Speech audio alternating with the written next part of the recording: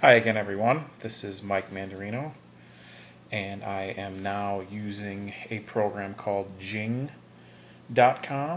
which is through another company called Screencast, which is going to allow me to give you a little bit of tour of the Ning site that I was talking about on the podcast. So here's our main page, and you can see the features that we took advantage of, much like the page that you guys are using for your class.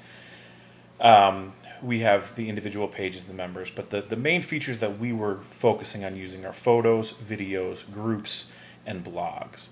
And that's what we spent the most time on. The way we set up the main page was to utilize this text box here to provide directions, instructions, etc. So if you want to pause, you can start to see this is at the end of the project that we said you should now begin your work on your profiles for the years 1968 to 1973.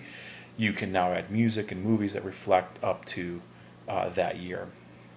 You can also see that we provided a number of links for the students to help them with their research. These were simple Wikipedia pages just to get them started. Again, these were predominantly pretty low reading classes, as well as maybe not a whole lot of work on computers, etc.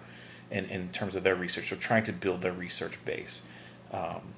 So this is what the main page looked like, and then this was something that was really interesting. This was a text box that was added because one of the more proficient students posted for students how to make or how to convert YouTube music into like basically an MP3 or something that could be played on the student's main page. So he posted up the instructions as his fictional character's name, which was pretty neat. Mostly, I just want to take you around to just a few. What we try to do is feature some of the best blogs. I'm sorry, but some of the best profiles.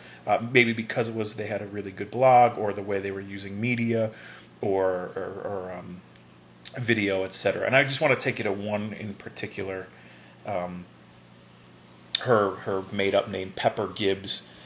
She's from Washington D.C. At this point, she's 23, so she started the project when she was 10, and she really did a nice job of aging herself and taking this perspective of as a young woman.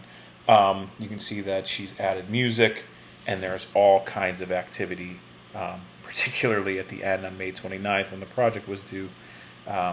But I mean, this was just the end stuff, and then the activity page only goes, I think, 10 things. But you can see her her profile, relationship status, about me. She kept updating that, which was really, really good. And talks about these things. But one of the things I thought that was really interesting about her page is, I mean, she goes crazy with the photos, 32 photos, and on one of them, she actually starts to manipulate the photo to make it appear as if she was in a magazine. And so, as we go to that photo, she, not necessarily overly creative, but she calls it Washington Children, and as if she's the highlighted child for that. Learn about your own Pepper Gibbs, who lives right here in Washington, D.C., even embeds the barcode, etc. This is not a real magazine. She used her picture and then utilized some editing software to create this picture. And then she goes on to explain every month one kid in Washington gets randomly picked, etc., etc. So it's just some neat ways in which the students were using their features. The other thing is, like I said, we really try to take advantage of blogs. 786 blog posts, and then we also had 531 videos posted. This is all for 393 members. And then lastly, the groups. We talked about the groups. 49 groups were created in which students could join groups. Everything from the I Love Lucy group to car lovers, anti-smoking, Vietnam War, depending. So all of these went through. So I am limited by time on this screen capture. It is only 5 minutes, so I hope you enjoyed this. If you're interested in being invited to the site, let your instructors know, and I can invite you in so you can poke around a little bit more. Okay, thanks a lot, and have a great class.